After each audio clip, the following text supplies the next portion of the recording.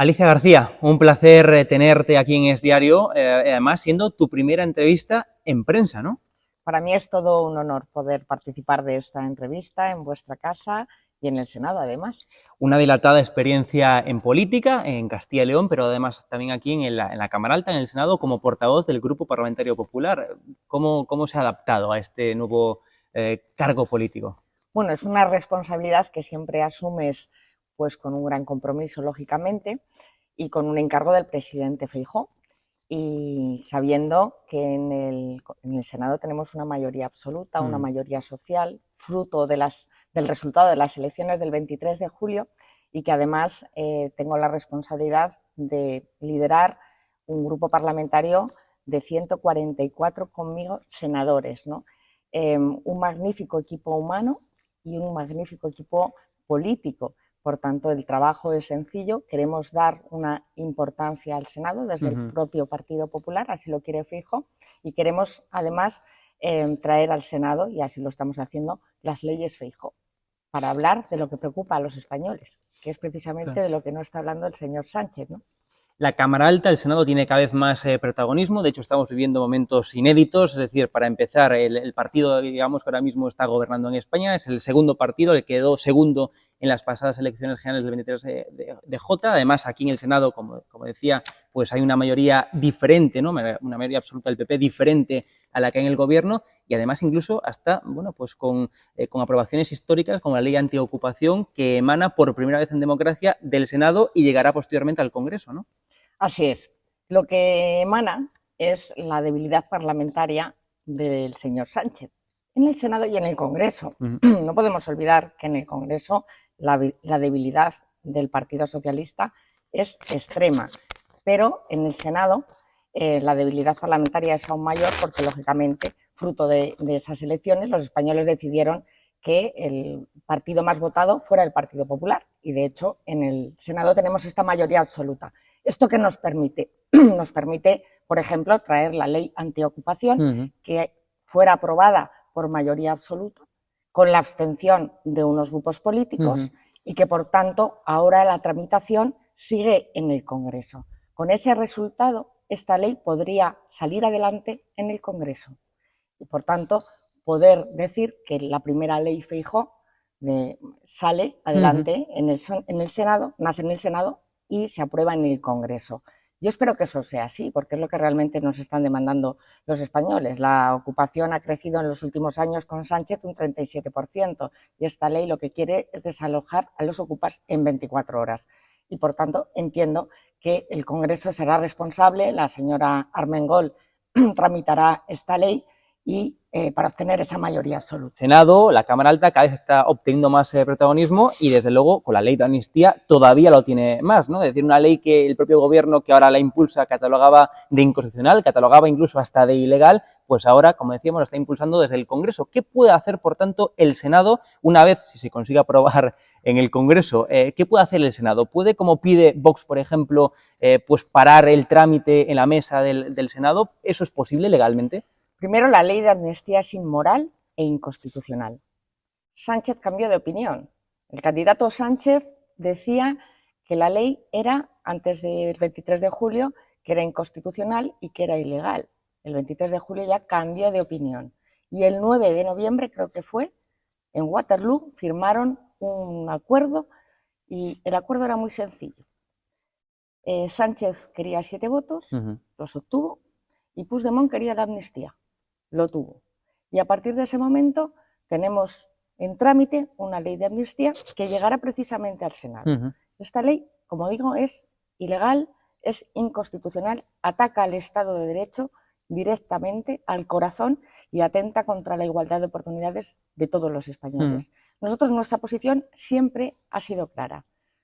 Dijimos no en el Congreso, ocurrió lo que ocurrió, hay un informe de los letrados en la Comisión de Justicia, es que esta ley no tendría que haber existido nunca, no se tenía que haber tramitado y previsiblemente llegará al Senado. Nosotros, como grupo político, hemos solicitado varios informes, que creo que es importante, porque son los informes que ha hurtado el Gobierno, porque lo tramitó como proposición de ley. Y además, el grupo del Gobierno, que Claro. esto también es antinatural. una proposición de ley que llega o llegará al Senado cuando llegue, pero sin ningún informe preceptivo. Sí. Nosotros hemos solicitado informe al Consejo General del Poder Judicial, que se está trabajando, están trabajando, lógicamente, al Consejo Fiscal, que el fiscal general nos lo ha negado, informe a la Comisión de Venecia e informe que también solicitaremos a la Comisión General de Comunidades Autónomas cuando la ley ya esté aquí. Y además queremos que los españoles puedan escuchar a todos los expertos que Sánchez y la señora Armengol en el Congreso han hurtado un debate. Por tanto, estarán aquí en el Senado para que los españoles conozcan exactamente cómo esta ley daña a la igualdad de todos los españoles y cómo atenta al Estado de Derecho y cómo puede dañar la convivencia, que ya la está dañando, entre los españoles. Y eso es lo que haremos. La ley se tiene que tramitar. Esto es así.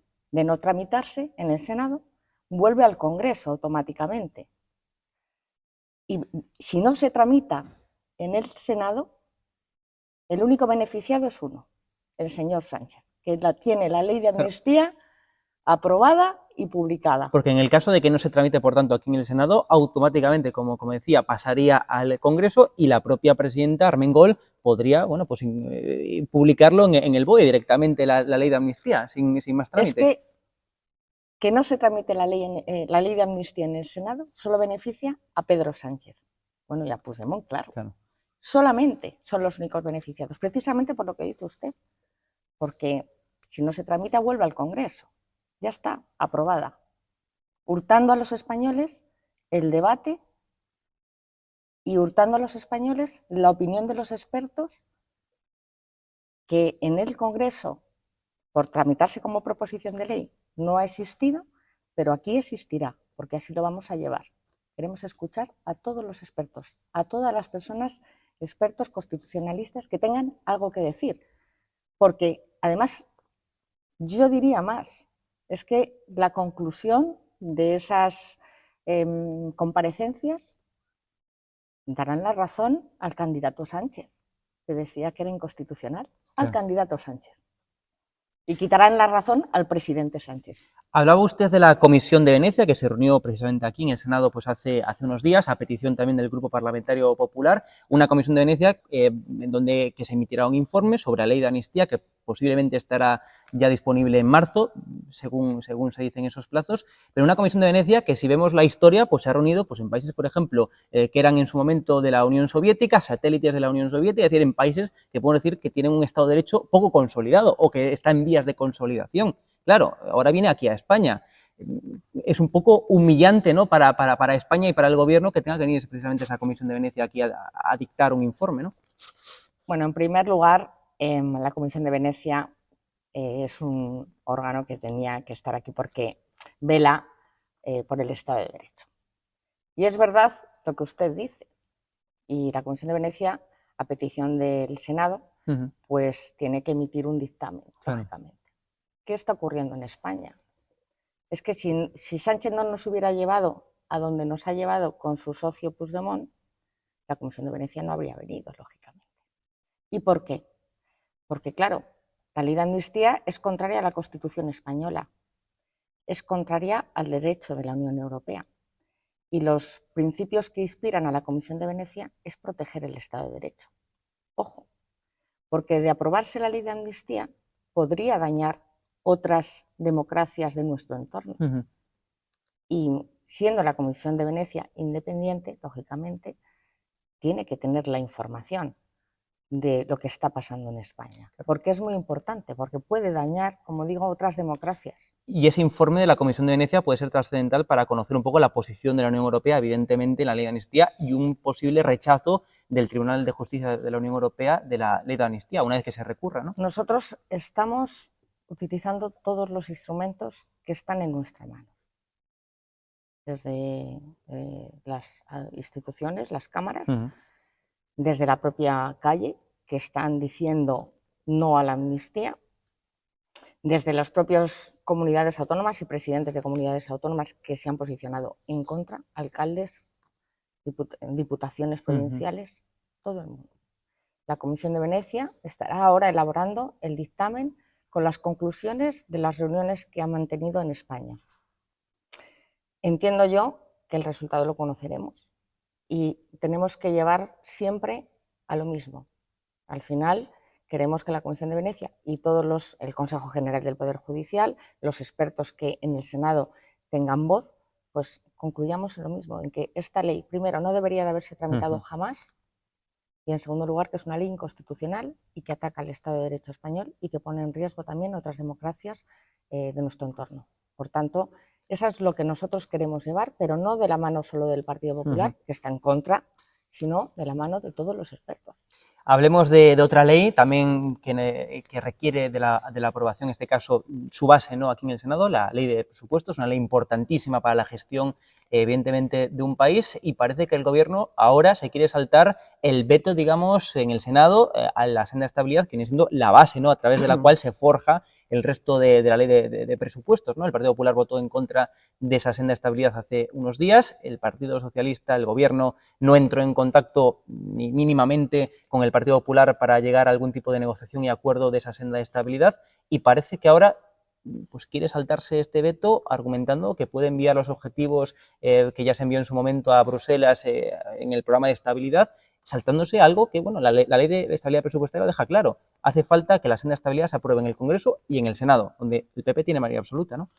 Bueno, hace una semana la ministra y vicepresidenta Montero salía por esa puerta sin dar explicaciones ni réplica a esta portavoz, porque dijimos claramente no a esta senda de estabilidad, entre otras cosas porque no es senda de estabilidad. Este Gobierno solo nos ha llevado a la inestabilidad y, como yo digo, esta es la senda a Waterloo. Todo lo que hace este Gobierno nos lleva al mismo sitio, a Waterloo. Y es una senda de estabilidad, primero, que las comunidades autónomas, 12 comunidades autónomas y 2 ciudades autónomas, Ceuta y Melilla, se posicionaron en contra en el Consejo de Política Fiscal y Financiera. En el Congreso de los Diputados votamos en contra y el Senado precisamente tiene esa capacidad de, si la posición es en contra, claro, que votamos en contra, que hoy lo vetamos, pues vuelve al Consejo de Ministros. El Consejo de Ministros puede hacer dos cosas. Una, aprobar otro acuerdo de estabilidad. Sí. Y remitirlo de nuevo. Sin negociar. Nosotros tendimos la mano. Ustedes, cuando elaboren un nuevo acuerdo, negocien. ¿Qué quiere el Partido Popular? Bajar impuestos a los españoles, que están siendo muy castigados, que cada vez son más pobres, cada vez hay más desigualdad.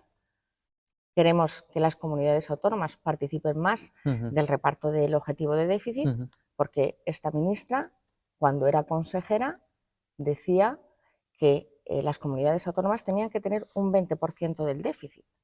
Y ahora a las comunidades autónomas las da un 3%, y el 97% se lo queda el Estado, se lo queda el Gobierno para seguir derrochando. No podemos estar de acuerdo y, por tanto, nosotros lo vetaremos. Pero es más, es que la señora ministra solicitó el informe de la Abogacía del Estado. Es que ese informe es el informe fantasma. Claro, nadie lo vio. Ustedes, desde el Grupo Parlamentario Popular aquí en el Senado, no han visto ese informe. Lo solicitamos, claro, no lo hemos visto. Y por lo visto es un informe, el informe fantasma de la Abogacía del Estado, al que utiliza la señora vicepresidenta para chantajear a las comunidades autónomas, a los ayuntamientos, al Partido Popular. Nadie lo conoce. ¿Dónde está ese informe? Que precisamente lo que pretende es evitar el veto del Senado. Claro. La ley de estabilidad es muy clara. Tendrá que ir al Congreso y volverá al Senado. Y como no van a negociar, pues se encontrarán con lo mismo. Pero ¿cómo se explica que ustedes, aquí en el Senado, teniendo mayoría absoluta, el Partido Popular, con lo cual es indispensable llegar a algún tipo de acuerdo con el PP para poder aprobar esa senda de estabilidad, pues que no hayan hecho ni tan siquiera una llamada desde Moncloa a Génova o tan siquiera al Grupo Parlamentario Popular en el Senado? Ni un solo contacto. Además, ellos son conscientes, aunque viven en otra onda, de la debilidad parlamentaria que tienen en el Congreso y en el Senado. Es que tienen una extrema debilidad parlamentaria. Si quieren sacarlo adelante sabiendo que aquí tenemos una mayoría absoluta, tendrán que hablar con el Partido Popular y no chantajear e imponer una senda de estabilidad que nadie está conforme. Por tanto, nosotros mantendremos nuestra senda que no es la de Waterloo, es la senda del Partido Popular, de bajar impuestos y de repartir más déficit y tener un fondo para las comunidades autónomas, para la sanidad, los servicios sociales, la educación. De no haber presupuestos, de no conseguir Pedro Sánchez, por tanto, aprobar esa ley de presupuestos, tendría que acabar ahí la legislatura. Es decir, un gobierno que esté sin presupuestos tiene una gestión muy difícil, ¿no? En el pasado pleno, los grupos que apoyan, los socios de Sánchez, dijeron que apoyaban la senda de estabilidad, los objetivos de estabilidad, pero que ya verían los presupuestos. Y los presupuestos saldrán si quiere Puigdemont. Eso está claro. Sánchez en su momento dijo que convocaba elecciones justificando que no había presupuestos, que lo que tiene que hacer un gobierno serio, prácticamente decía eso Sánchez, era aprobar presupuestos. Si no los aprueba, entonces ¿qué pasa? En mi opinión, pienso que con lo que dijeron sus socios aquí, que aprobaban la senda de estabilidad, pero los presupuestos ya verían, es que estos presupuestos serán recordados como los presupuestos de la amnistía, porque puede que coincidan en el tiempo, porque los socios de Sánchez son insaciables. No solo están pensando en la ley de amnistía y de amnistiar a todos por todo, quieren más, y ese más, que además también afecta a la igualdad de todos los territorios y de todos los españoles, estarán en los presupuestos. Y esto, igual, espero equivocarme, serán los presupuestos de la amnistía. Y Sánchez, pues, si dijo que sin presupuestos se acaba la legislatura, pues él mismo. Pero el que decidirá si acaba o no la legislatura con la ley de amnistía, con los presupuestos o lo que sea, será Puigdemont. Esa semana se está hablando mucho de un posible indulto que parece, supuestamente, que el Partido Popular quiere darle a Carles Puigdemont. ¿Es cierto esto? Es decir, ¿quiere el Partido Popular indultar o incluso llegar hasta amnistiar a Carles Puigdemont? ¿Es cierto eso? El Partido Popular no ha cambiado nunca de opinión. Siempre hemos dicho lo mismo, no a la amnistía, no a los indultos, y el que sí que ha cambiado de opinión es Sánchez, que una cosa decía el candidato Sánchez y sus ministros y cambiaron de opinión. Y otra cosa es lo que escribió, el acuerdo en Waterloo del Partido Socialista con Junts. ¿Ahí qué hicieron? Impunidad por investidura. 7 votos para Sánchez y amnistía de todo para todos del señor Puigdemont, un prófugo de la justicia. Nosotros no hemos cambiado de opinión. Lo que pasa es que el barro, pues ahí está. A algunos les gusta mucho. O sea que, pero desde luego, lo que está claro, no queréis ni amnistiar, ni indultar a Puigdemont, ni a ningún otro independentista catalán que participó en el proceso. Nosotros no estamos, lo ha dicho el presidente Feijóo, ha sido claro. Y por tanto, no hay duda. Nosotros, nuestra posición es firme, es rotunda. Lo hemos manifestado el otro día precisamente en el seno de la Comisión de Venecia.